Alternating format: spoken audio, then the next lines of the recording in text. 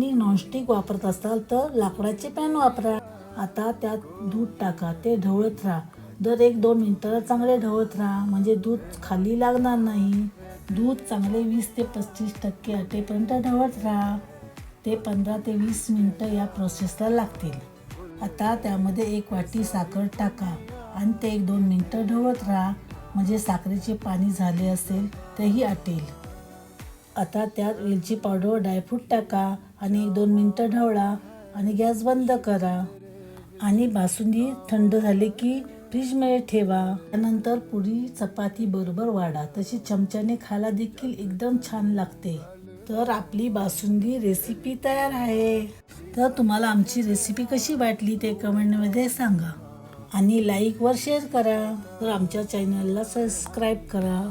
चला भेटूया पुढच्या रेसिपीमध्ये. थँक्यू.